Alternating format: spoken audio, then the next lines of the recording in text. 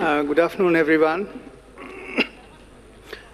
This is just to alert you to the fact that our first speaker is going to speak in French, so please get your translation headphones in place. Each one is driven by one force, and they bring to us a kind of combined knowledge of how future cities in India can be imagined. Now, there are diverse approaches, as I said. In some cases, they are full-fledged cities. In other cases, they are not full-fledged cities, but they call themselves cities. So there are a series of differing approaches that we will find. In the interest of time, I'm cutting short my little introduction, and I will invite straight away the first speaker. And if you have a copy of the program with you, I'm going by the order that's printed in the brochure. And I'll invite Mr. Patrick Jarry, the mayor of Nanterne in the Paris region. Mr. Jarry will speak in French, so please go to channel 1 on your headphone and you will get an English translation. Mr. Jarry, would you like to come here? Would you like to speak from there? You can come. Each speaker will have, unfortunately, only 10 minutes to present their case. Yes. Because we have cut into the time, we already lost half an hour. I speak slowly because translate. You will have 12 minutes. You will have 12 minutes as a special case. Thank you. Okay. Thank you. Tout d'abord, merci à Metropolis et à ses organisateurs pour cette invitation à cette rencontre. Je pense qu'il s'agit d'une opportunité intéressante et constructive pour alimenter la réflexion sur les métropoles dans leur ensemble et au travers des regards différents que l'on peut porter sur ces métropoles en fonction de la place où on se trouve. Il en va ainsi, me semble-t-il, des villes de la périphérie des métropoles. Je préfère au terme de ville satellite le terme de ville de périphérie, car dans ville de périphérie, il y a l'idée de ville à côté, et donc aussi de ville ensemble, alors que dans satellite, on est un peu avec les étoiles et la Terre, dans des relations qui peuvent être éloignées. Je suis le maire d'une ville nanterre qui est donc dans la périphérie de Paris, et avec de nombreuses villes de la périphérie des grandes villes du monde, nous avons créé un réseau des villes des périphéries du monde qui s'appelle le FALP, le Forum des autorités locales de périphérie, que je préside. De même que nous avons créé au sein de l'Organisation mondiale des villes, CGLU, une commission des villes de périphérie. Beaucoup d'intervenants ont posé dès ce matin le constat de l'évolution urbaine dans le monde, avec un développement rapide. On assiste ces dernières décennies à une vraie révolution urbaine, avec l'explosion du nombre d'habitants en zone urbaine. Cette réalité se vérifie notamment au sud. 20 des 25 plus grandes villes au monde se situent dans cette partie de la planète. Une majorité de la population mondiale réside en ville, soit par choix, soit par contrainte. Les villes populaires et la métropole dans son ensemble sont frappées par les dominations, les oppressions de toutes sortes. Les inégalités territoriales y sont flagrantes. Tous les domaines de l'activité humaine, les facteurs de son développement et de son épanouissement s'y concentrent pourtant. La crise économique, sociale et environnementale s'accroît et touche les populations les plus pauvres. Celles-ci se déplaçant vers les villes et plus particulièrement, je dirais, naturellement dans les villes de périphérie. D'où une place importante des migrations, des migrants dans nos réflexions et dans nos villes.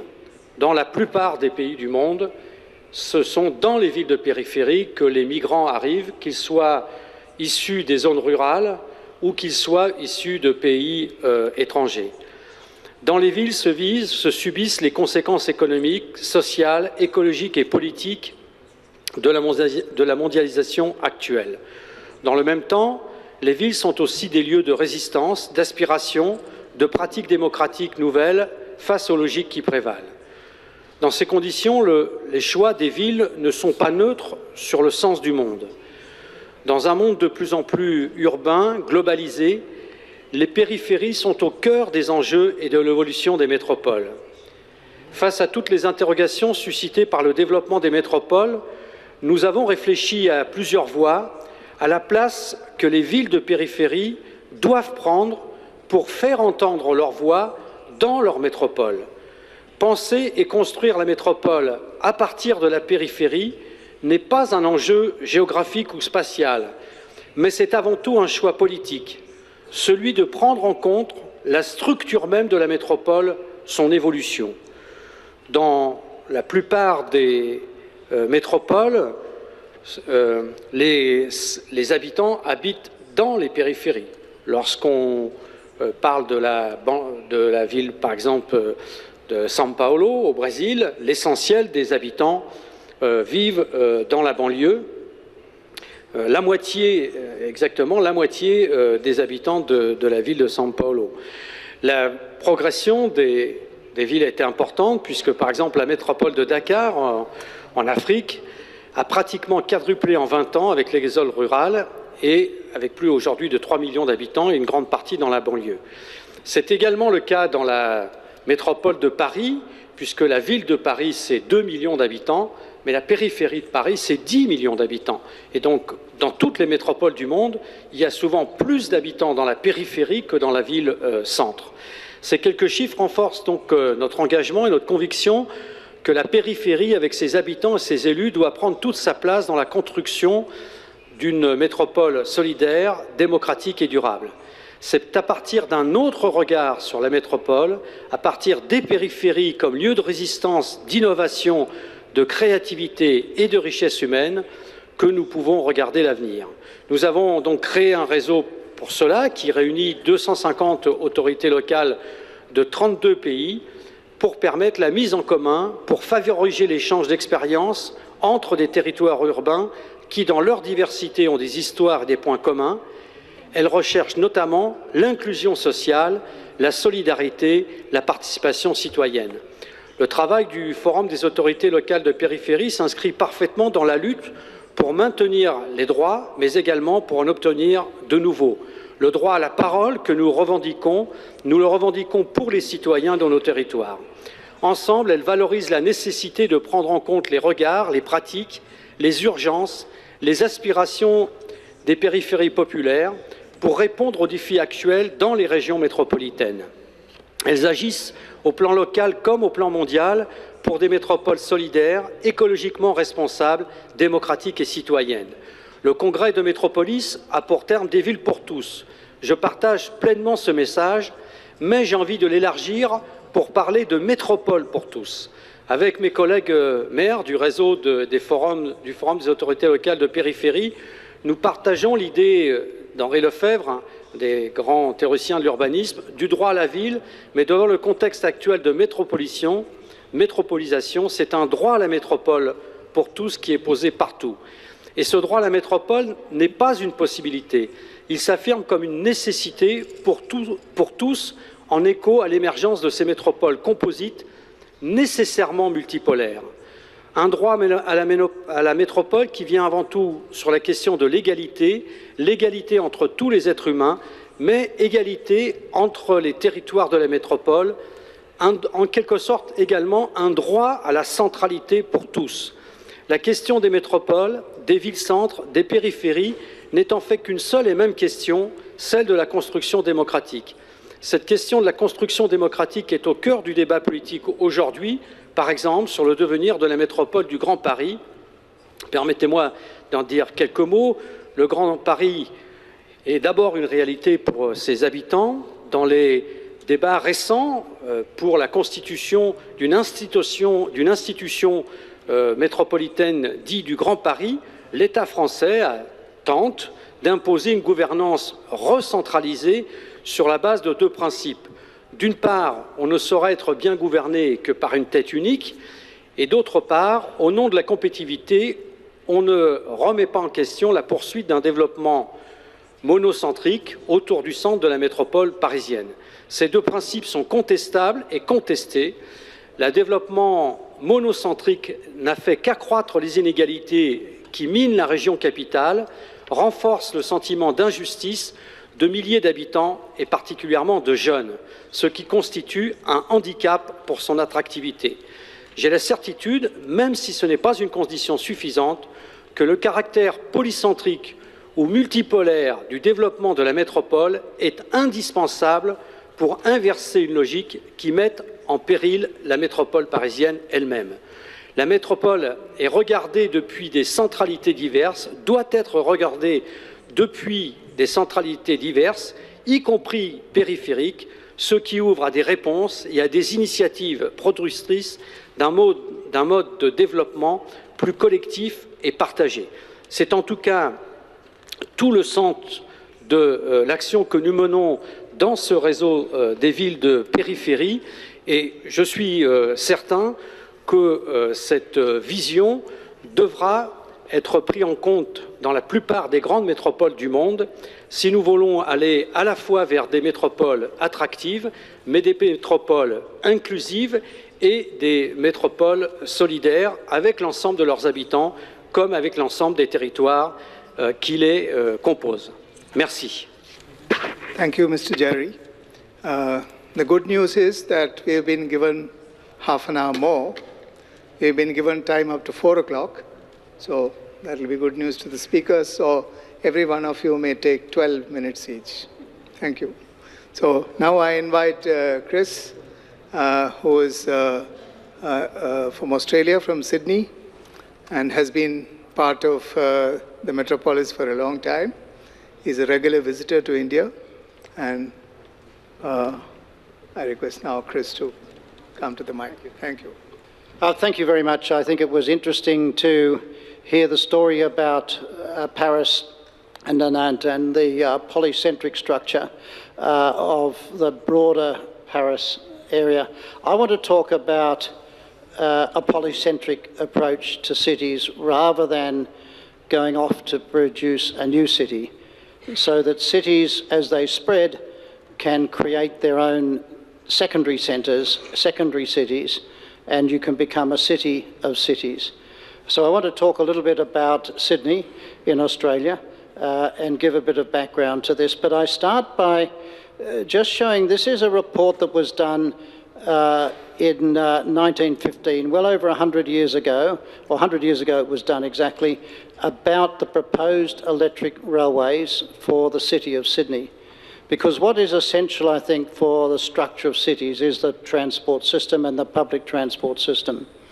And what happened when the person who did this, J.J.C. Bradfield, who also designed the Sydney Harbour Bridge, was that he did a network like this around the whole city of Sydney. But when he looked at the individual lines, he had 65 trains per hour. That's one train every minute, was the sort of time that he was planning 100 years ago. Now that's very rapid trains. A lot of them are every 4 minutes, every 5 minutes. But what happened in Sydney is we could never get enough density around these stations to have a real metro system. Because to get a metro system working where you don't have to actually wait for trains, they come quite quickly, we need enough density. So what we've been doing through the Urban Task Force, which is a job I now have to be the CEO of this group, and it represents the developers, the private sector, as to where they should be building new housing for the city. So I want to use this structure that was done 100 years ago for the railway to say we can rethink the shape and the structure of the city. But our city of Sydney is not growing as fast as other cities around the world, but we do need to double the number of homes from the existing 1.66 million over the next 50 years. That's quite a long time. But if we look at option number one, we can't really spread our city further out. We are already a very sprawling city with low density. And around the city are national parks, mountains, rivers, so we can't double the size, the footprint of our city. The second option is to double the density across every part of Sydney. Every street, instead of having one-storey or two-storey houses, would end up with 3- or 4-storey, 5-storey apartments. And most of the people in Sydney would not agree to this. They want to keep a low-density environment. So there is a dilemma as to how we double the number of homes within our city. So the third option I've shown here is to generate new centres within the city itself, along the railway lines that the original engineers put up for Sydney, and to use those as the places that new cities can actually be located. So here is a map looking above on Sydney. The top red dots on the graph on the side are global Sydney. The big city centres are Sydney, where our CBD is, and across the harbour, the North Sydney. And there's another red dot in the middle, which has become a new city, Parramatta, 26 kilometres for the west of the original centre of Sydney. And this was on this original railway line, and it has now become a major centre. But we've also indicated here a number of other orange dots. One down to the bottom is Liverpool, right out on the extreme left is Penrith, and another one is Blacktown. So what we're saying is we need a hierarchy of cities within a big city like Sydney. We have about 5 million people there at the moment, but this will double over the next 50 years. As I say, we can't spread. So the best way to move forward is to really start focusing on these cities. So we've divided it up into the global Sydney, the regional cities, then major centres are the blue, town centres is a smaller centre in the yellow, and village centres in the purple. So our low density city is going to have to take more density at these areas, but in a hierarchical fashion. So what we've done is we asked some architects who are members of our organisation to look at how many towers they could place around these railway stations. And as you can see, we're talking about quite a lot of towers.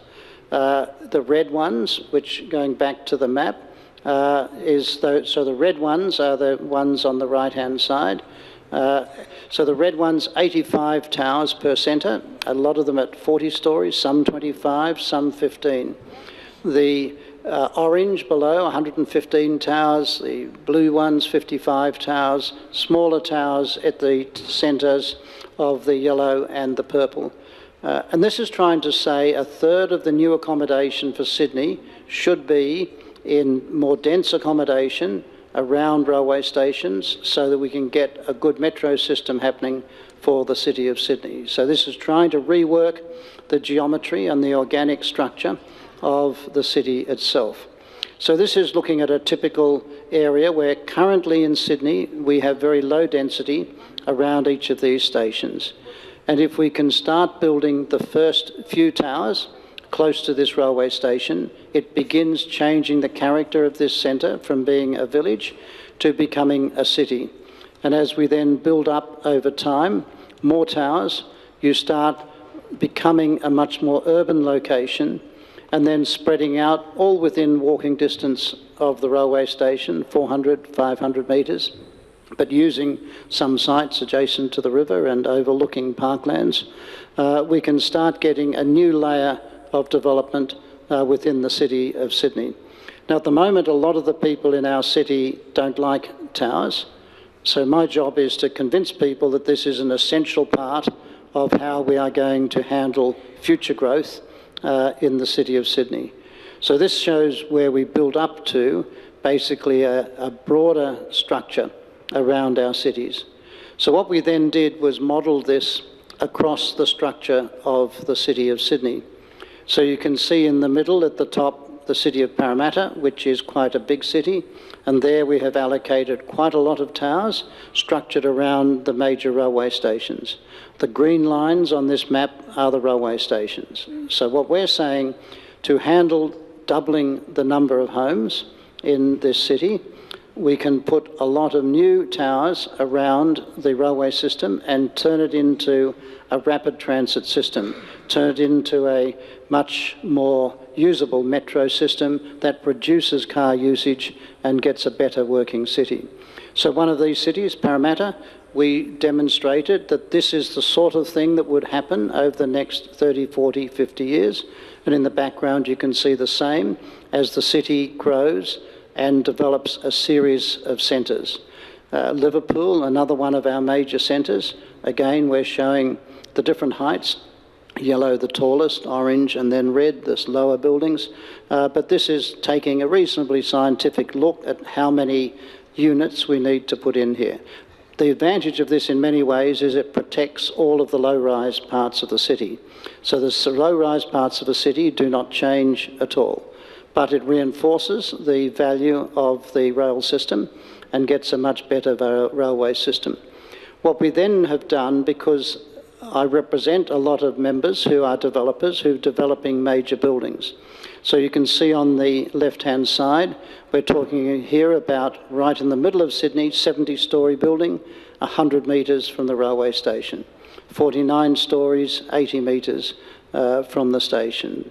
In Parramatta, 54 storeys, 120 metres. In Chatswood, 39. So we're trying to look here at the way we can be building taller towers close to railway stations and serve a market which is now swinging much more in Sydney towards apartment living.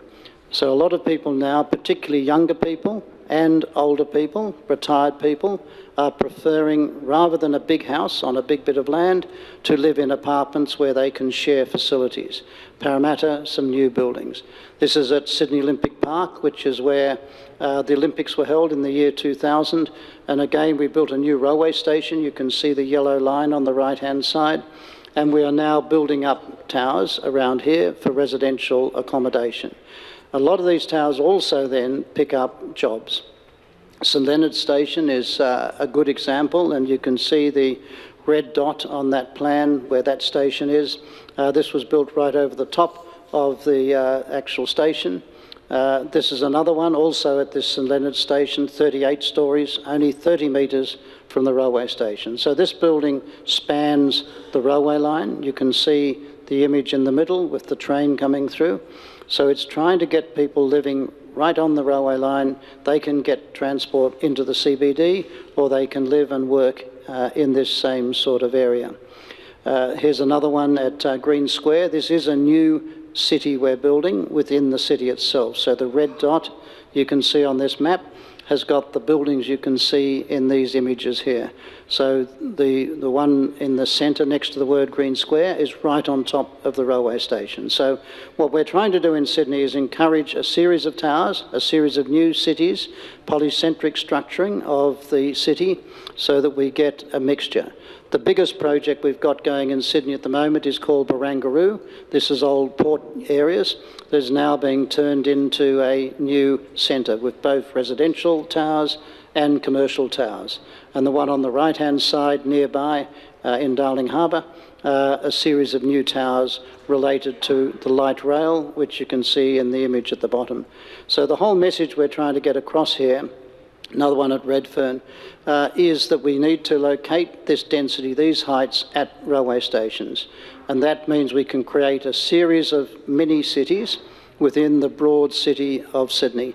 This is two commercial towers at Parramatta.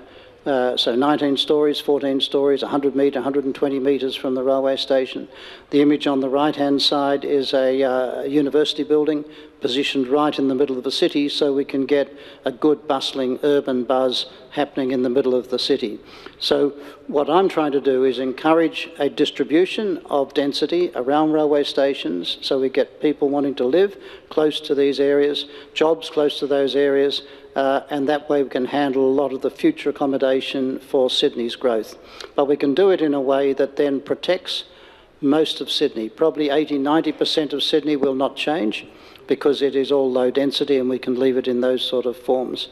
But what it equally does is really sets up the long-term prospect of getting a much better public transport system so that people can get trains, rapid transit systems, metro systems, and the government has begun this process. We think they haven't put enough density in a lot of their plans, so that's what we're proposing. Thank you very much.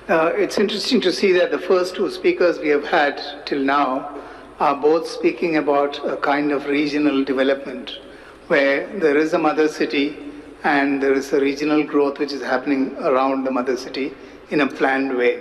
In fact, creating a kind of clusters of cities which will function together.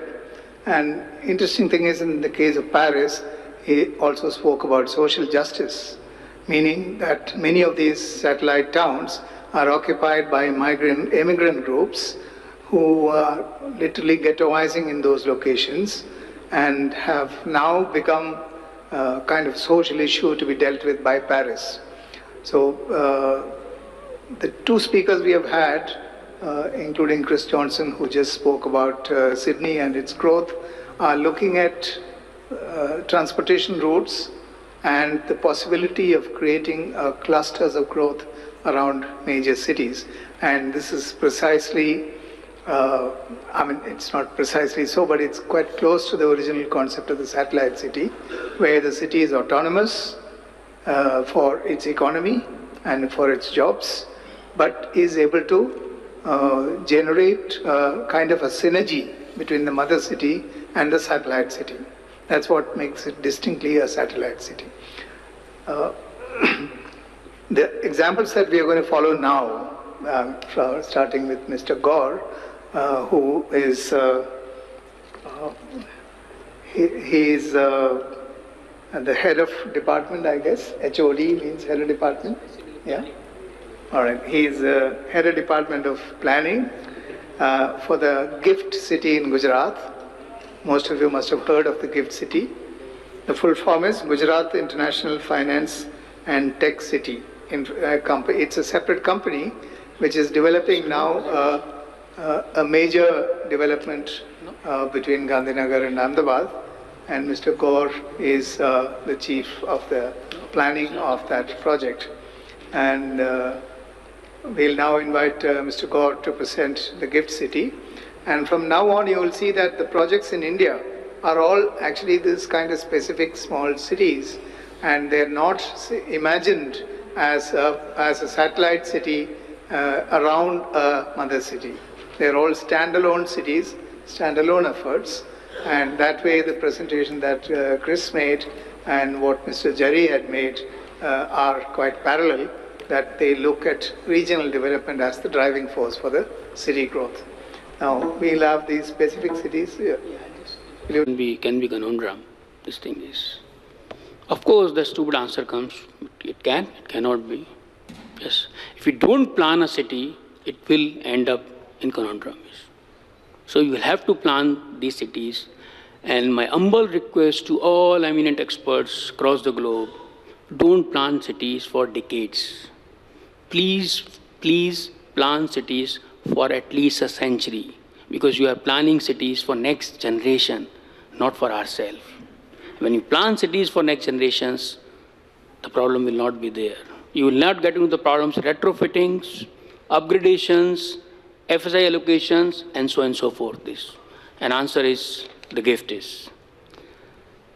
I'll not get into the debate of smart cities because that's already been discussed a lot in the morning session but just wanted to say that in our definitions, the smart city is when you are able to make people of the city smarter, not the city is smarter. It's like, I give you an example, when an intelligent student goes to a university brush him up and make it much more smart than what it was originally. So that kind of institutions one need to build that's really called smart cities, and which goes in 3 words called livabilities, sustainabilities, and efficiencies. The most important thing comes is, when I was talking, the visionary thing is, each and every city has to have its own vision. Till now, the countries were competing to attract FDIs, investments, and so forth. Now the states are competing and saying, okay, we will go to international communities and ask investment. This thing is. Now time has come and cities need to go and compete and say, this is here my cities, this is what I can offer to the international communities is, then I want to come and do business in my cities. So first and foremost things comes is that you need to have a vision, which was done in our cases. That CM, the current PM is giving the vision of the city is that what it wants to build is. Of course, goes without saying global financial hub, tie up with the technologies, and of course, next class infrastructure is, which I'll shortly touch upon very briefly. As the name itself comes from Gujarat International Finance Tech Cities. The genesis comes that why International Finance Tech City in Gujarat, of course, goes without saying, Gujaratis are known for financial transactions. Thing is. In fact, there is a say in this country that if there is an IPO and Rajkot is not participating, IPO cannot be succeeded. So that's kind of local context comes when you're talking about planning a city, this thing is. But we have taken a level further is and bringing India to international platform and developing a globally benchmark international finance service center, this thing is. Once fully developed, this will be able to generate almost 500,000 direct and 500,000 indirect jobs. So this is the hub of the city is, which is generating the employment and the surrounding things, and the things are happening surrounding of this thing is. Of course, first of its kind is scope and scale and state of the infrastructure is. One can see as on the blue part is, this is a gift city. On the north side, you have Gandhinagar, and on the southern side, you have Ahmedabad. Red, what you see, the Ahmedabad airport, which just 10 to 12 kilometers of this thing is. This is a classical example of integrated urban development, this thing is. The first and foremost thing comes, very unique thing, especially in this country, of proactive urban governance. What does it mean is, the GIFT is a classical model of public-private partnership, where you have 50-50 joint venture of government Gujarat and Island FS, who is a premier organization of commercialization infrastructures, has formed this company to deliver overall infrastructure in this thing is. The building sites, other development sites are being developed with the private developers and occupants, this thing is. So we have a dedicated urban development authority, which is not the GODA order, GIFT Urban Development Authority, just for 3.58 square kilometer of area, because that's a different kind of development. We have gone a step further and notified this area under Article 243 Constitution of India. So notified this to provide the municipal services also in the same area, to match the service level this thing is. And of course, smart business environment, technologies goes without saying, and the city will plan for 24/7, because when you're talking about global financial hub, city has to function day and night. This is the master plan. I just briefly touch upon this thing is, the 3.5 square kilometer of area. What you can see is the main water body, 1.5 kilometer, 1.2 kilometer long, which will be the really entertainment zone of this thing is, which will be hugged by a glittering skylines, high-rise development. One thing you will see in this gift is that we don't talk about the land uses. We talk about the built-up uses. And we see whatever maximum carrying capacity land can have is, that you plan upfront is. Plan your infrastructure, especially your core infrastructure, to that level is, which that land area can really sustain this thing is. And in the center of the CBD, you will have a 32-acre central parks, which will act as a green lung of the city. Will be this thing. Part of the gift is a special economic zone, which is a multi-service special economic zone, and this is the first only approved international finance service center of this country. This will really take India on a global map, on a global financial hub, at par with Marina Bay, DIFC, Podong, London Dockyards, Paris La Defense. But what you can see from the urban planning point of view, this being a CBD, 67% of built-up use goes for the commercial. And very limited residential and commercial social use is being planned to give an ecosystem in this area. We don't provide land shares. We provide development rights, this thing is. End user comes and develop this thing is. So we provide what we coined the term is urban design and architectural sheets is this, which provides plug and play infrastructure. So at which level, what kind of services will come, what will your building extent, what will your height, massing, facade, guidelines are being provided upfront, this thing is. And based on the developers need to design and construct their buildings. Of course, we have a lot talked about the urban planning is. What about the sustainability principles is? The first comes the physical part is. This will be one of the first cities which will have just 3.5 square kilometers of more than 1 lakh trees. This thing is, meaning 250 trees per hectare, very high densities. The vision is, when I see from the top of the cities, I only able to see either tall buildings or green shade cover, this thing is. And how this comes is, the kind of streetscapes one would like to drive in through this area. This thing will be. This is already constructed the first couple of towers where things is already been done. So what you see from the building line to carriageway edge, everything is being developed by the GIFT CLAs, because GIFT CLAs, being a master developer, is providing the entire infrastructure up to the building level. Urban features, of course, goes without saying, all best in class. This is how the city will look like once fully developed. We'll have 24/7 facilities at doorsteps, cafeteria, gymnasiums, so on and so forth. One of the main feature is the entertainment zone, because when you're talking about the finance centers, of course, you don't know when the stock market will go up and down. You're under the stress, this thing is. So there's a lot of happening places being planned in the cities, which one would like to go in the evening and relax. Coming to the infrastructure side, the best in class infrastructure across the globe has not only being planned, but now implemented at site. I'll touch upon few key USPs of the cities. Of course, we talk about the external infrastructure transportation, which is very well connected between Ahmedabad, Gandhinagar. It's also will be connected through a metro transport system and the BRT system is. The most important thing is that when you're talking about 500,000 direct jobs, this thing is, what kind of public transport system you are trying to build, this thing is. We have built 3-line up and 3-line downs of metro.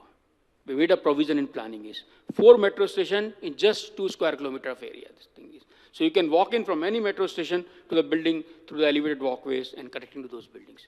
So you are encouraging public transport and pedestrian to move on. Of course, but still the car will come. You can't stop these things. You also need to plan whether there will be a haphazard development or will happen on the roadside. So we have planned almost 12 car park lots in the cities. First is being constructed, which will be one of the largest in this country, 5,000 ECS, equivalent car space. Another USP is that on the first day we say waste, but we don't want to hate the waste. We want to love the waste, but without human intervention. Get the maximum value out of it. What does it mean is, this completely vacuum-based systems from building level to the segregation plant, but there is a segregation at source, and then further segregation at the destination level is. And then, of course, from the waste, doing composting, also doing the plasma gasifications plant. This is how the system is working. Another USP is, whenever you build buildings, each buildings need to have nowadays air conditioning, especially the environment you are. So why don't you have a centralized air conditioning, what the world calls is district energy or district cooling system. So the buildings will not have its own air conditioning plant, it will be centralized. This will give you almost 30 to 40% savings because of diversity factors. Another USP is that when you start building a city and then you start digging the city also, this thing is very next days. One is coming and laying the cable, another is coming and laying the pipes, and so on and so forth. So we're building up front, 7.6 meter wide, 6 meter deep concrete tunnel where all wet and dry facilities are being laid up front with the maintenance provisions, as you can see from the picture. ICT was always on radar. First year itself, when we commissioned McKinsey for business blueprint, we engaged technical consultant for master planning. We also engaged British Telecom in 2007 to do a technology master plan for the cities. Because we knew that if you're talking about the global financial hub, attracting international finance communities, the technology will be the really key backbone for the city. That's how the entire infrastructure has been planned for the city, both infrastructure side, platform side, and services side. We have ICT partner already in place with Tata Communication, Cisco, Korea Telecom, Newgen Holdings consortium is implementing this thing. Currently, there is a tier 4 data center is already under construction by Tata Communication through this SPV. Another vision we have is that on the operation side, on the services side, when I was mentioning in terms of institutional structure is to identify defects before consumer even notice it and correct it before you receive the complaint. And one really need to prepare when you're talking about such high level of service delivery. So we need to have a centralized command control centers, which is not only connected to all services, which is also connected to all buildings. This is the overall open architecture of the system is. This time I'll just be cutting short. One very unique thing comes from the building DCR, Development Control Regulation of the GIFT is that few unique things comes out. As I mentioned about UDAS, it also says each and every building gift will have to have intelligent building is. Each and every building gift has to have green building this thing is. Because we know the moment you do this thing is, your sustainability principles is able to achieve at least certain level is. And then you incentivize people to go to the next level of development. Smart safety measures. On approval size, we don't interact with developers or architects directly. So we just give user ID, password, we ask them to upload, and the scrutiny report is there. If NBC code is followed or any of the codes is being followed, the report will say, if you're not complied, you have to comply, and there's no discretionary power with any of the town planning officers to give this thing. System generates its own, just make a recommendation to the authorities, and authority gives an approval, based on the system approval, this thing is. Just I'll take 20 seconds last on this is a very important thing which I want to touch upon is. When you talk about new cities, don't build in a haphazard manner. I'm saying about it, not just an urban planning point of view. Please contextualize your city with respect to local economy, because you can build cities, but developing cities, residing in a city, bringing business city is challenge. So you have to see what the local economy will really be able to sustain this thing is. And that gives you sustainable development principles of economics, social, and then come to the environment. This thing is. When one talk about the master plan, it's very easy to say master plan, few colors, master plan done. No.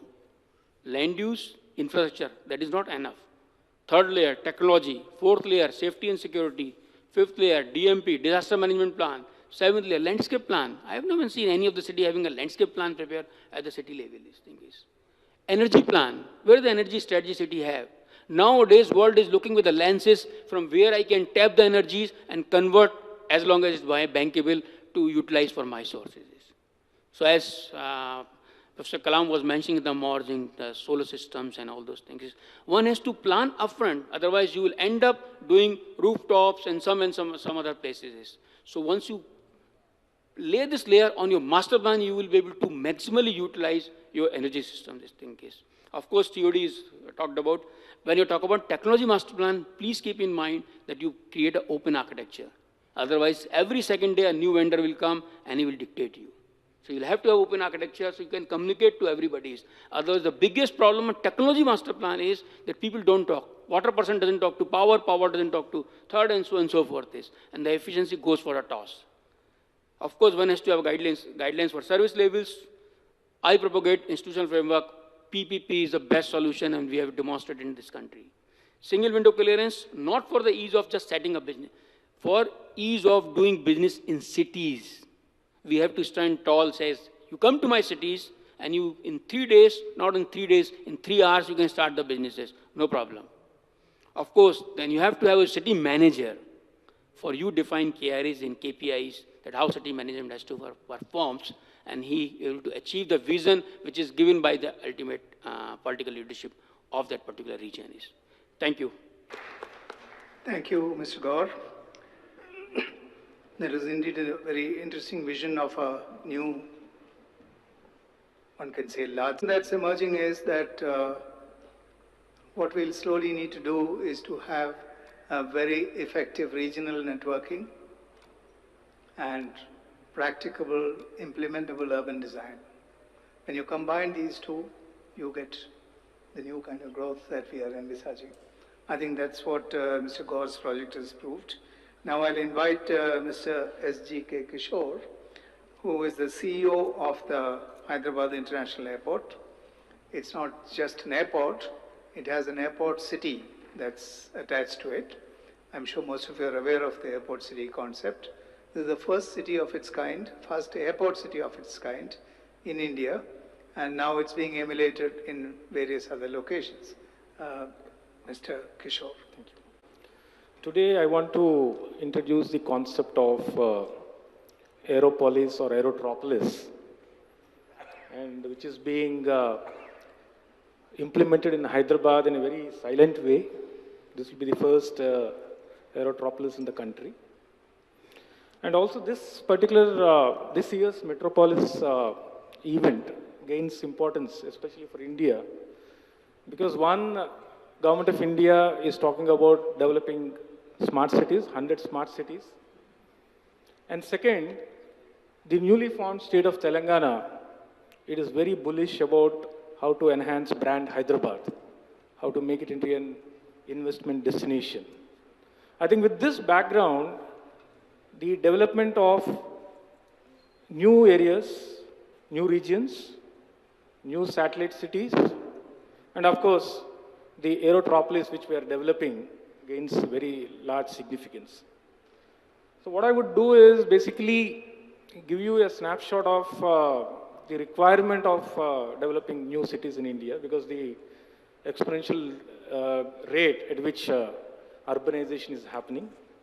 If you see 32% growth in urbanization trends was happening in the last 2-3 years. In 1950s, 1960s, we were mainly an agrarian economy. 70% of the country was in villages. We used to have few cities not very well planned. But last 1.5 decade, if you see, really the focus on urbanization is happening. And that's the reason why both the governments and the private sector are putting a lot of focus on how to go about developing these new cities. So these are some of the problems of the existing cities because the focus was not there. So congested cities, not well planned, lack of adequate public transport. We spend a lot of time in moving from our residential places to the workplace, so productivity is getting affected. The transportation costs are high because we don't have a well-planned public transportation system. Real estate is one bigger challenge in India because the real estate component, the cost of the real estate is really making many businesses unviable. And as I mentioned, because of the improper utilization of time, manpower productivity is coming down. And then, of course, haphazard urbanization. What happens is we don't have proper social infrastructure, creates stress among the people, pollution, health issues we have seen in the plenary session, all the problems of the existing Indian cities. So now this is an opportunity where we think out of the box, where we think both public and the private sectors as partners. We can really create well-planned greenfield cities, smart cities. Indian government has been trying this experiment of public-private partnership in infrastructure development over the last 10-15 years. And they have achieved significant success. If you see the Hyderabad airport, it is the first airport which was developed under the public-private partnership paradigm. And then it has set a global benchmark. Hyderabad airport has been rated as #1 airport globally, not only for the infrastructure, but the service quality and the experience which it gives to the passengers and the users. So that is the learning what we had under public-private partnership. And the Aerotropolis concept, what we are developing in Hyderabad, is again in the true spirit of public-private partnership, where the private partner and the public partner, that is the private developer and the government, working together with having a larger vision of how to create economic growth engines for the entire region. So, as my predecessor speaker has mentioned, any greenfield development gives an opportunity to develop one of the best planned cities, smart cities, where reliable power, utilities, secured environment, better service quality, ease of administrative process, single window, whatever you call, and the support mechanism, etc. So these are opportunities which are there for any greenfield development. But really the concept, the vision as to how we can unlock value to the entire region is, I think, what I would like to stress in this presentation. So when you're talking about greenfield city developments, there are 3-4 common methodologies of how you develop these new cities. One is you can expand the existing city, you create peripheral roads, create connectivity, radial roads, etc., and you keep expanding the city, the existing city. That is the general, traditional way of developing city. The new paradigm is basically leverage on the existing city development, and you start hubs, satellite city hubs, which will add in sync with the existing city. We had a presentation of Sydney, how they are going about it. And of course, there are opportunities in new greenfield development. Now, the concept of airport city or an aerotropolis will fall in all these 3 buckets. We can view it as an expansion of the existing city. We can view it as a development of a satellite city, or we can view it as a new greenfield city development. That is the importance of this airport city development concept. Now this Aerotropolis or airport city, the philosophy or the principle of airport city is started evolving across the globe. All the major global airports, they started realizing that airport is a transportation hub, which is not a local transportation hub, but it connects with the external world. So we can leverage presence of a very well maintained and high infrastructure available in an airport to develop an economic city around that. Professor John Casada was the one who pioneered this concept of airport city, and now it is slowly picking up wherever new generation airports are getting developed in Asia, Southeast Asia, South Asia, these concepts of airport. Now it is picking up in US and also Europe. So basically the concept is the hub will be, the core would be an airport, a global airport, and around the airport, economic activities will develop, which we call the airport city, and then the hinterland is called the Aerotropolis. So how this could be an economically driving engine for the entire development there. If you see human civilization, it all urbanization or cities, ancient cities developed around the transportation hubs, because the ease of connectivity is very, very important for urbanization to happen. Old cities were centered around seaports. In India, during the British times, the first municipalities on the east coast was Machilipatnam, where there was a port, and on the west coast was Surat, where there was another seaport. Then cities developed around rivers and canals. Then wherever railway junctions were there, cities developed. Then after we started developing expressways, wherever highway connectivity is there, those are the fourth generation cities, and the fifth generation cities are around the airports, global airports. So these are some of the examples where really governments have started looking that airports are no longer standalone terminals for development of, receiving and parking the aircrafts, but it can also be engines for city development. So Dallas in US, how the city development has happened there. Incheon is another example where in South Korea, large free zones and new greenfield cities are getting developed centered around the airport. Songdo is another example, which is again a periphery city development, greenfield development in Incheon. Then Schiphol was a traditional aerotropolis or airport city where a lot of activities based around airport operations, MNC corporates started coming around the airport city. So Dubai, all the examples, Atlanta, Schiphol, Memphis, these are all examples of airport city development where they have substantially contributed to the GDP growth of the region, both the economic growth and also the employment. I have given some numbers here. But really, we should view these airport city developments are engines of economic growth. It's not a residential sort of a real estate development, but these are economic cities which are getting developed.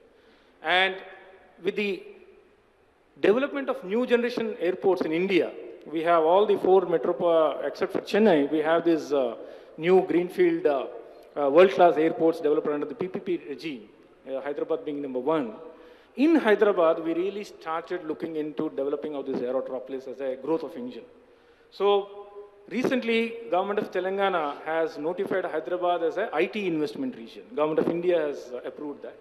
And one of the hubs of this ITIR is centered around the airport, which is the southern hub of ITIR, where this Aerotropolis development is happening. You have a core development of the airport city, excellent multimodal connectivity, then affordable real estate prices, and of course, social infrastructure is getting developed. So this is the new smart city which is getting developed in Hyderabad.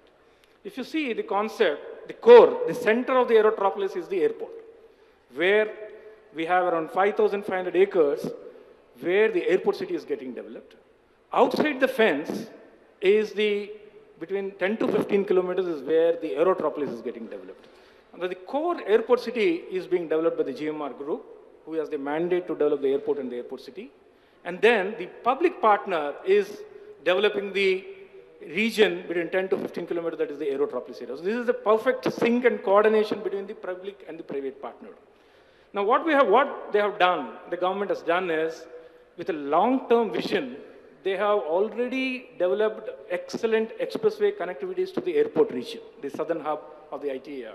We have the outer ring road, we have the elevated expressway.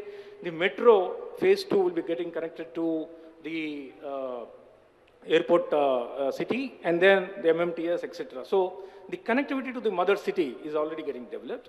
And then what we are doing, this is just want to bring to your notice how the Hyderabad airport with a public-private partnership, 63% private partnership, 26% public partnership was there. And the whole vision is now we develop this core area of the Metropolis, which is called the airport city, which will be an engine of economic growth. As already been mentioned, we will be looking into all the best planning and urban infrastructure paradigms in developing the city. We are already developing a 5 megawatt solar power facility within the airport city just as a captive power facility for the airport, which will go up to 30 megawatts. New generation digital infrastructure, we had interactions with Cisco, which developed a basic concept plan for the digital infrastructure, etc. But this is what I would like to really focus upon. This core airport city is not a residential city, but it is an economic city where we'll be working on integrated ecosystems on logistics, health, fun, edu, aerospace, and office ports, where all the global MNCs will be coming here. These will be activities which will drive people to come to Hyderabad, which will make them fly to Hyderabad. And then already in the aerospace, we have Tata's facilities, we have the first base MRO facility in India where the aircrafts get serviced is in the aerospace. These are some of the facilities which are up and running in the airport city. We have some of the best hotels there, office spaces there. Some of the big players like Decathlon, etc. have their shopping facilities. The School of Business School, which was recently inaugurated by the Honorable Chief Minister, is also inaugurated in the Eduport there. We have one of the best AP flight training academy in the airport. The future developments would be to identify those areas which will make people come to Hyderabad. One major activity which we are focusing along with government of Telangana is to develop one of the largest exhibition centers in India, which can host global exhibitions. This will be 1 lakh square meters of exhibition space, where delegates, global events where delegates up to 3,000 to 4,000 delegates can come. A lot of hospitality spaces, big box retail, entertainment arenas would be developed in public-private partnership model. So these are some of the activities which will bring in investments into Hyderabad. And then outside the fence in the Metropolis, the social infrastructure, the educational infrastructure, etc. will be developed by the public partner. The satellite cities or the adjunct cities are not just to accommodate residential this thing, but if you can properly strategize them, they can be real growth for engine. It will make your city into an investment-friendly destination. It will make the city a city where ease of doing business would be enhanced. So this is what India requires: 100 new cities. It will require huge financing. Public-private model is the best way of doing it. And then, of course, as someone has already pointed out, very strategic vision in planning, right from planning onwards, will unlock the economic potential of these things. And the Metropolis concept is a new generation concept which we'll be developing in Hyderabad. It will be the first thing. I'm sure other airports also would replicate that. So aligned with the government's efforts, we have initiated this airport city development, which will be the southern hub, a greenfield hub of the ITAR, which will be the greenfield smart city of Hyderabad. Thank you. Mr. Rajendra Kumar, instead of Mr. Vajendra Kumar IAS, we have Mr. Bajaj, who is the CEO of the Naya Raipur Development Authority. Naya Raipur, as you know, is a new capital city. It's a much watched and emulated city. It's very much in the news all the time. And I'm sure Mr. Bajaj will throw light on how this is truly a separate city that's being envisaged, not like project-driven cities that we have seen earlier. Mr. Bajaj. Thank you very much. You know, the state of Chhattisgarh was born in the year 2000. It was, can you have a minute? It was a part of the state Madhya Pradesh. And similarly, the state of Andhra Pradesh was born this year. So we, in the year 2002 only, started planning the capital of the new state, that is Naya Raipur. See, the location of Chhattisgarh, you know, it's in the center of India, It was part of Madhya Pradesh. And Naya Raipur is planned, it's around 20 kilometers from the existing Raipur city. Raipur has a population of around 1.5 million. And this selection of site was a very exhaustive exercise. We had a lot of parameters to be taken into account. One was the connectivity. The new city is connected with the national highway. It is connected with the railway line, which is from Mumbai to Vizag. It is also very close to the existing airport of Raipur. In fact, the airport is sandwiched between Raipur and Naya Raipur. There's a lot of government land is available. The land, other agricultural land is not a very good agricultural land. There is no wildlife, there is no forest land involved in this site which was selected for the new capital city. The vision which we started planning our city was, it is going to be a green and smart city, and at the same time it is going to be a modern city. We will have all the measures for the conservation of the environment. In fact, we are taking all the green parameters like green building, recycling of water, wastewater, and the use of non-conventional energy like solar power.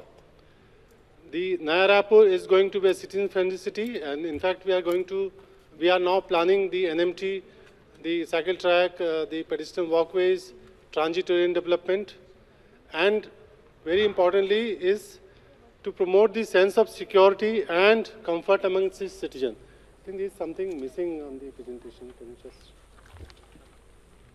Yeah, so like.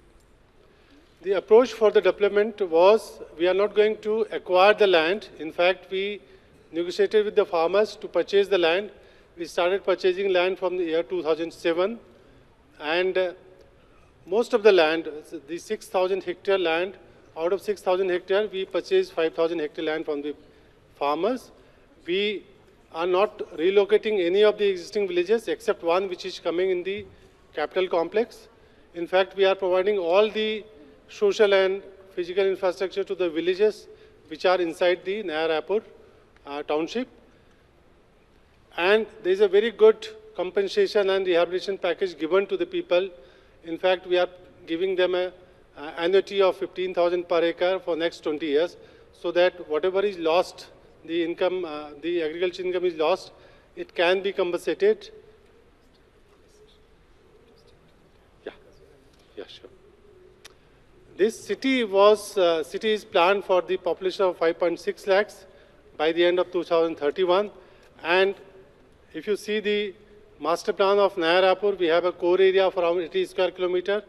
We have a peripheral area of 130 square kilometer. And there is a layer 3, which is the airport zone, which we are planning for the expansion of the existing airport. The proposed land use is around 26% is residential. You can see a lot of land has been given for public and semi-public because it's a capital city.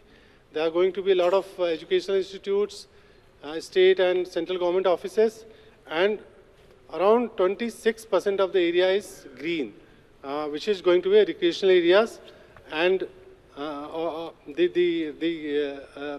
lungs of the whole city.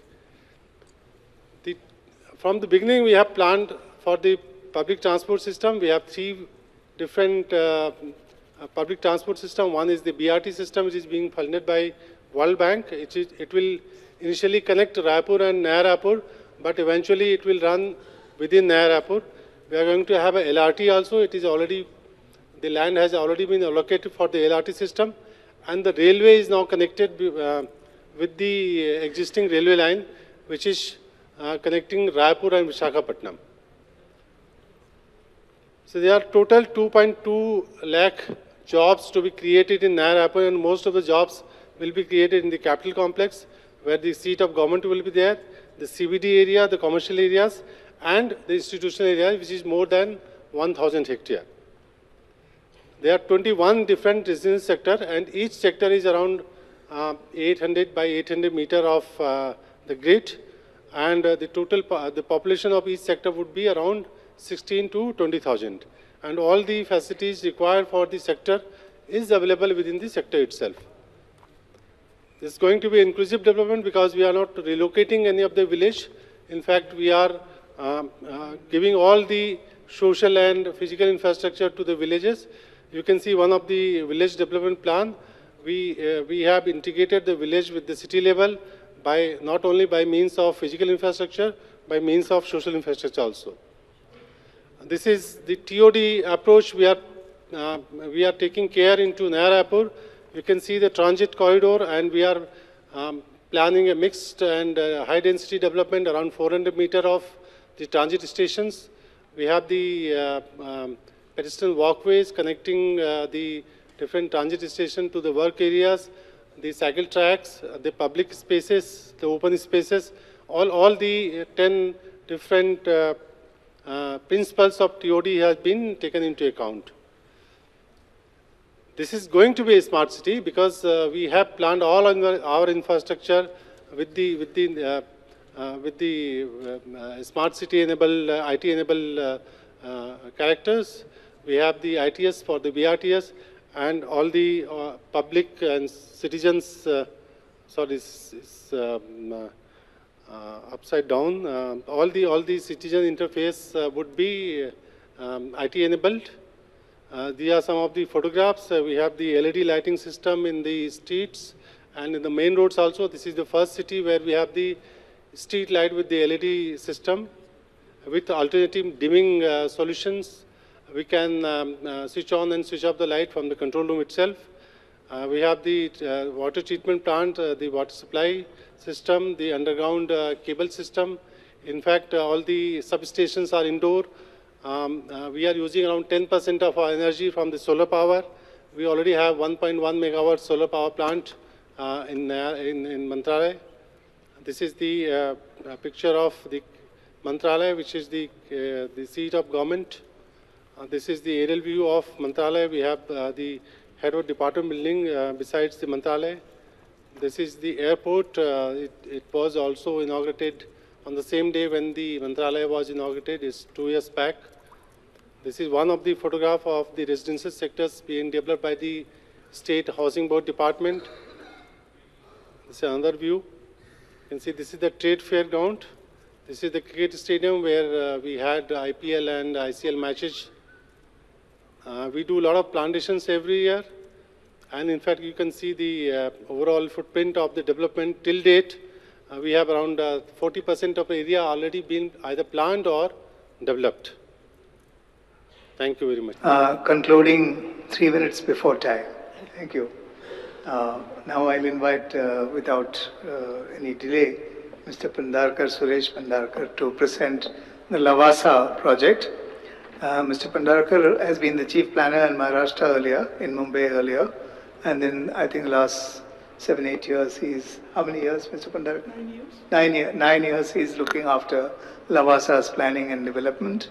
Lavasa is a very unique experiment, and Mr. Suresh Pandalkar will explain to us how Lavasa is conceptualized and conceived. Thank you. Thank you, Mr. Ravindran.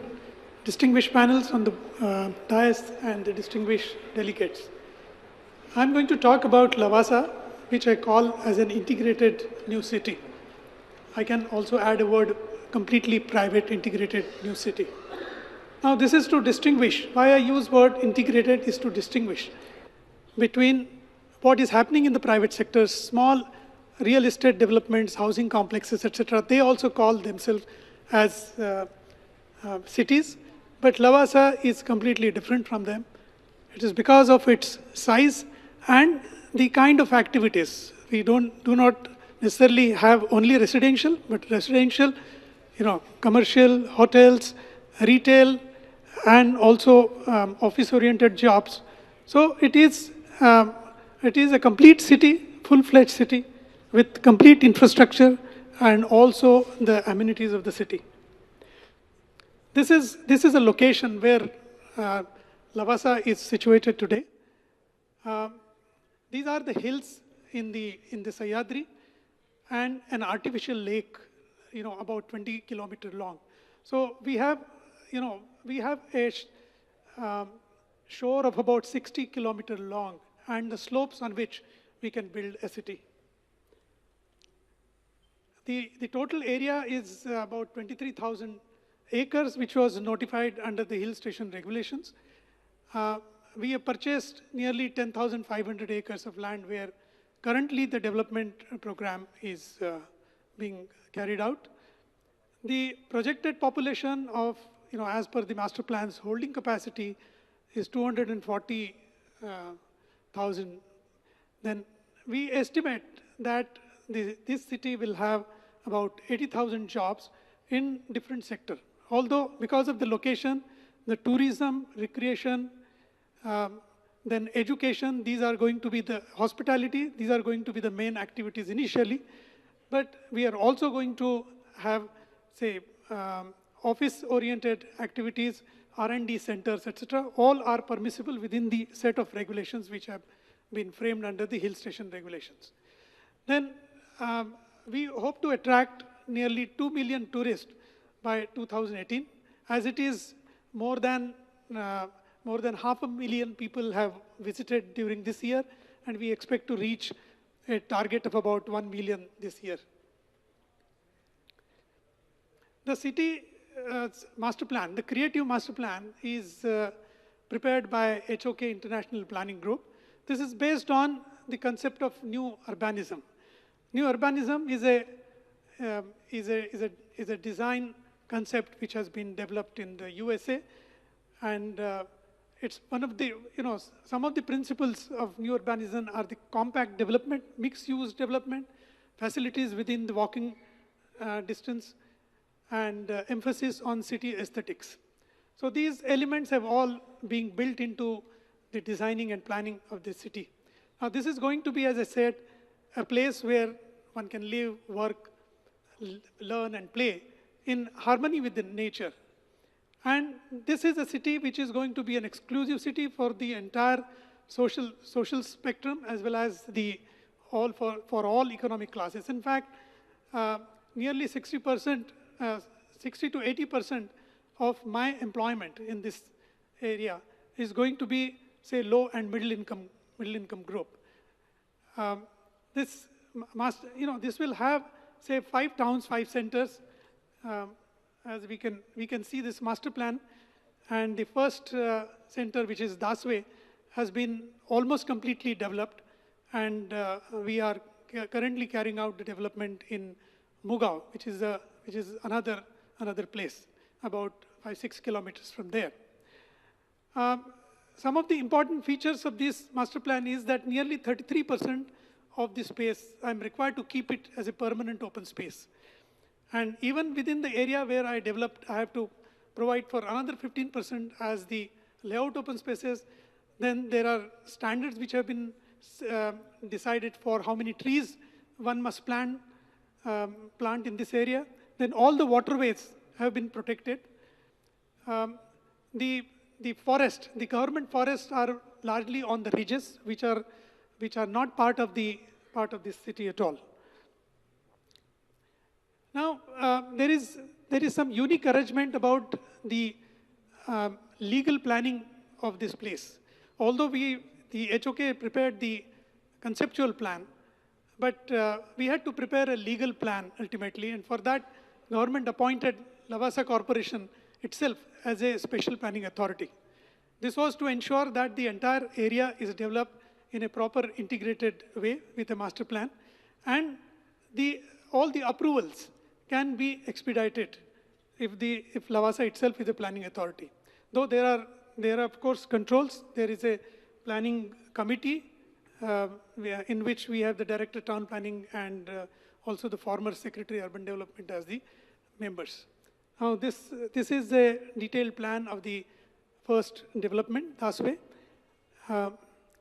And this is a town center which is being planned as a high-density, compact development, large areas earmarked for pedestrians activity, and this is going to be a focal point of the place for all cultural activities, entertainment activities, etc. It will also have waterfront apartments and retail shop, plus a convention center like this is also functioning in Lavasa. Town and Country Club, Family Entertainment Center, and hotels, all are set around this lake as a part of the town center. Now, this is what it looks like after it is recently completed. Now, Lavasa has provided full range of infrastructure, roads, say, water treatment plant, water supply, then sewerage, then telecom towers, helipads, and power. We had to lay some 15 kilometer of high tension line to bring the power here. And today, Lavasa is also a franchisee of the State Electricity Board to provide power supply. Then Lavasa also has full range of services. This is a town hall, first picture. Then we have a Apollo Hospital and Town and Country Club. Then a public safety center with fire brigade, and so on.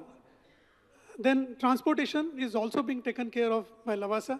The transportation between Pune and Lavasa, as well as intra-city travel. Then we have also laid all the infrastructure required for ICT, and there are many features of the smart city which are functioning there. But we acknowledge that we have a long way to go because all the applications need to be developed. There has to be some buyer for all these services, because when you are a private city, then and the entire investment is from the private sector, one has to think about the viability of the investment. We have Wipro and Cisco also as a partner in this venture. So Lavasa is, as I said, is an inclusive city for all. We have housing for all the price points. These are luxurious villas plus and the starter homes and the middle income villas. Then we have rental housing for low income people. Then we have hotels at different price points. Then there are schools. The Crystal High School is a school which is where there is no tuition fee, no fee at all, and all the villagers in this area, their children are getting free education here. And we have a hospitality school. Then we have good quality school, management schools, etc. And this is education, recreational activities for all. Now, we are also providing complete city management services through our city managers services team. We have a city manager, which is a qualified city manager from the USA, and he's trying to create new culture of city management in this place. And the emphasis is on, say, public safety, security, provision of uninterrupted, good quality power, water supply, public transportation, and there are value-added services which can be provided to the citizens like housekeeping, garden services, etc. Now, as I said, this is an integrated city, but while developing this, there have been certain challenges, and this you can consider as the developer's perspective while developing. We have procured all this 10,500 acre land by private negotiations, and while doing that, we have faced a number of problems because the land tenures are different. You require permission of the government every time there is a class 2 kind of a land. Then even when you purchase freehold land, there are defects in the title which are extremely difficult to remove, and you do not know when you will come across any problem with the land. Then contiguity of the land is another issue. You may buy all the land, but there are one or two guys who will not like to sell to you. And if there are villagers, then they would like to build their own apartment. Although we are a planning authority, we are not a planning authority for the lands that do not belong to us. So I have no control on what they do. Then another issue is regulatory clearances. Although I am a planning authority, there are so many other departments, other agencies from where I need, permissions, and they are land-related, environment-related, forest, then water allocation from irrigation department, and then tourism, entertainment, NOC from Gram Panchayat. And although there are time limit, notional time limits prescribed in many of the laws for granting permission, nobody takes those time limits very seriously. And because of the scams, even officers are very scared of granting you permission, particularly you if you are a private entity. Then local governance is another issue. Although we are providing 100% of the services, but there is still a local Gram Panchayat, local authority, which has the power to levy municipal property taxes on it. And therefore, we have been suggesting to government that either we can be declared as an industrial township authority, or there need to be a proper governance structure for this new city. At least for 20, 30 years, they should be allowed to maintain those cities so that they can create a new model, new standards for managing these cities. And,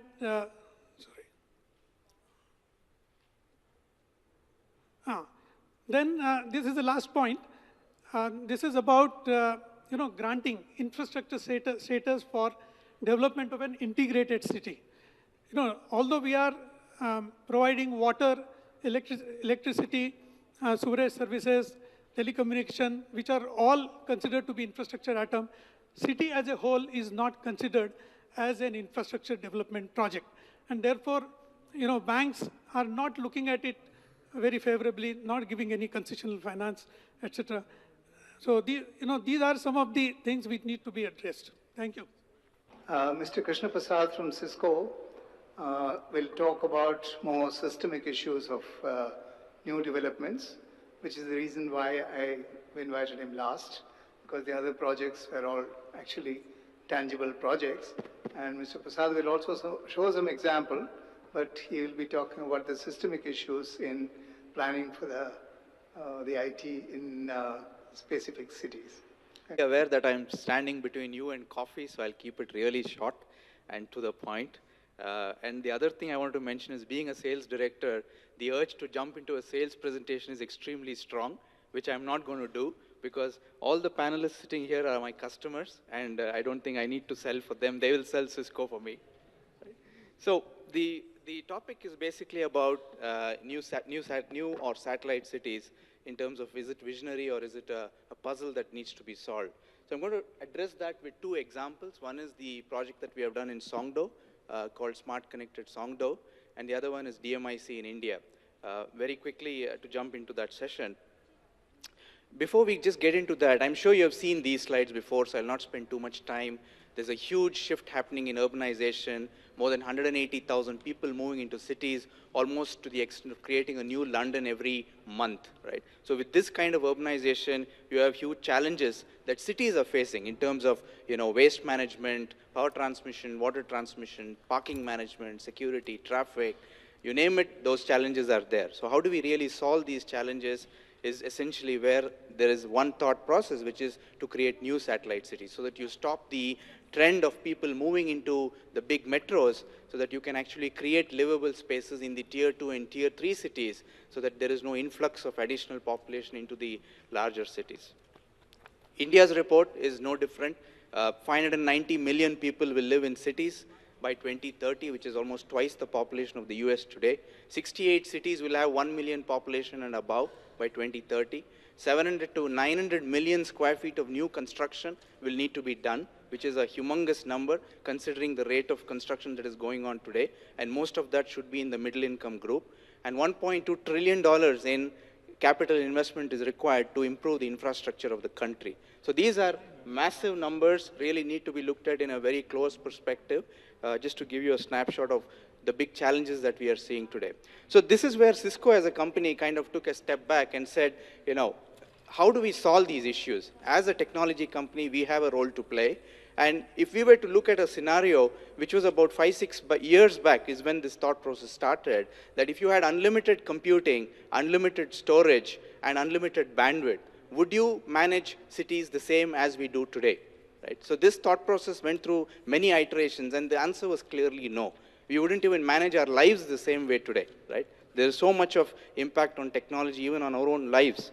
So the first two of it, which is unlimited computing and unlimited storage, is almost a reality because it's available for pennies and it's almost free. The third element, which is unlimited bandwidth, is still a little bit of a distant vision. But that again, the prices are dropping rapidly, and it will be a reality in a couple of years' time. So with that kind of an insight, what we basically did was looked at a portfolio of solutions that I think that slide has been skipped, but I'll jump there. Essentially, how do we manage cities better in terms of smart parking, smart lighting, smart waste management, smart environmental monitoring, smart traffic, smart security surveillance, right? So all the smarts put together, making a portfolio of solutions that are relevant to a city to basically make it a much better livable space. And one of the first projects that we took up, which was sometime back in 2009, 2010, when the initial genesis started, was Songdo in South Korea. So this was actually a block of land of about 53 square kilometers that was reclaimed from the sea, and the master planning was done at that point in time. And one of the most critical aspects, which my panelists from GIFT also touched upon, is about ensuring that the digital master plan is embedded with the physical master plan right at the early stage. Even before the first concrete is poured into the ground, you know exactly what is going to get laid in the ground, what are the different types of conduits that are going to be there, what kind of services are going to be driven by those infrastructure elements. And that was the approach that Songdo took in terms of laying out the infrastructure for this city. So our goal as a partner to Songdo was essentially to connect all the stakeholders of the city together, whether it's a school, a hospital, a government office, a commercial office, a residence. The intention was to share information across different stakeholders so that at the end of the day, you have the three key primary drivers that will make a city successful, which is social sustainability, economic sustainability, and environmental sustainability. No point solutions will help to achieve that goal. It has to be a well thought out process with a view of 10 to 20 years ahead. Is this really going to scale in the future, or is it something that I'm going to rip and replace in 5 years' time? So that's the approach we took with this specific project. And this is a busy slide, but basically to give you an idea, the amount of thinking that went in even before the first technology element was thought of, right? In terms of how do you structure the entire consortium moving forward. So we actually went into the game as a technology company, as an investment partner to Songdo, to set up a joint venture called ULife Solutions for the private entities, for all the developers who came in, bought land parcels, and built out their commercial establishments. This was the JV company that basically supported them on the ICT infrastructure. And on the public side, we again set up another JV SPV, which was called the Incheon U-City Public-Private Cooperation Company. Right? So this was again a very successful initiative that Cisco was engaged in very deeply with the government of South Korea, and it actually gave rise to many public developments in terms of ensuring that anything and everything that is built in the city conforms to a bare minimum regulation standard. So this is where the smart regulation came in terms of how do you lay out the digital infrastructure for a building, whether it is public or whether it is private. So some of the interesting things that we did there, which actually affected the lives of the people in that city, was about healthcare. How can you deliver remote healthcare services to the citizens of that particular city, right? So this is actually a fact that 70% of the time, there is no need for a doctor to actually touch the patient physically, right? So this is where remote healthcare services was brought in, and we delivered this to the people who lived in Songdo. The second element is about carpooling, right? So many a times, if you look at the knee-jerk reaction for traffic management, is build more highways, build more bridges, and the traffic will solve itself automatically, which is not. It's again a short-term solution. So the question to ask is, why is there traffic? And that again is proven that 30 to 40% of all traffic in a city is because of people looking for a parking slot. Right? It's so common actually. The average Bangalorean spends about 2 years of his life in his car looking for a parking slot. So you can see the impact of simple things like that, which has a major effect in terms of city planning. And that is where carpooling became very effective there. And the third element is about tutoring, right? So we do this for 10,000 homes in Songdo, where you have a digital interface, there is a child in the home, there is a tutor in the United States who's actually teaching English to the child at home. And this is a huge lucrative profession for the teachers who are actually earning millions of dollars doing this in Songdo. And this again is, eliminated the need for the child to actually go someplace else to have that class. I just wanted to touch upon this one, which is very interesting, that doing this project in Songdo helped us create a new industry where we created an intelligent light pole, which is a multi-sensor light pole that allows you to do surveillance, traffic management, environmental monitoring, digital signages, and an alarm for elders when they're taking a walk. If there's an emergency, you hit the button and it raises an alarm in the central control center. Right? So this actually is now being exported out of Korea to other cities where we have changed the face of a ubiquitous street furniture that was there for the last 50, 60 years without any change. So I already covered this in terms of what we are doing.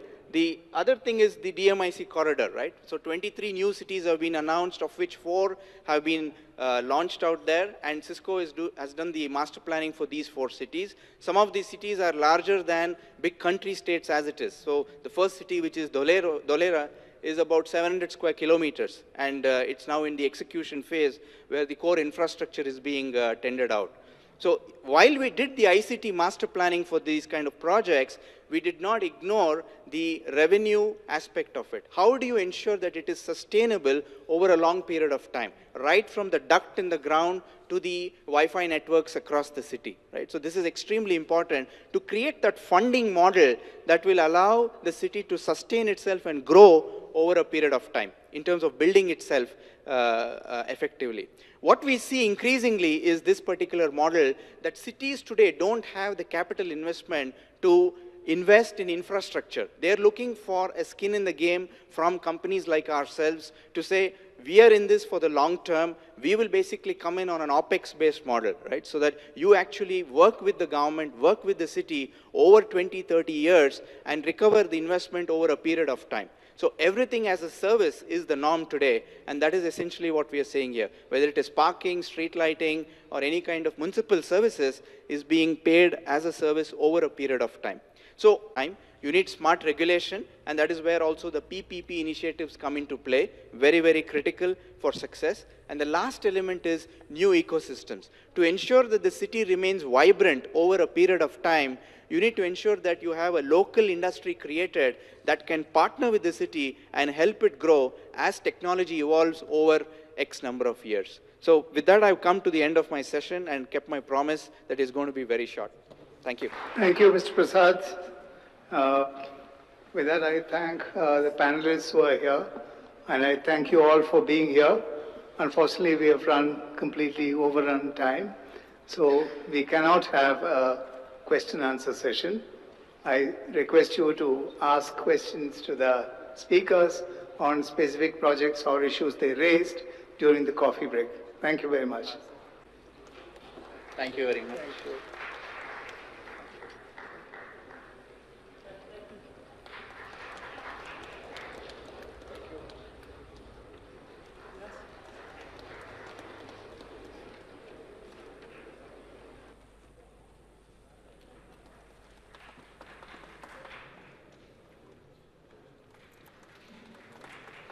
do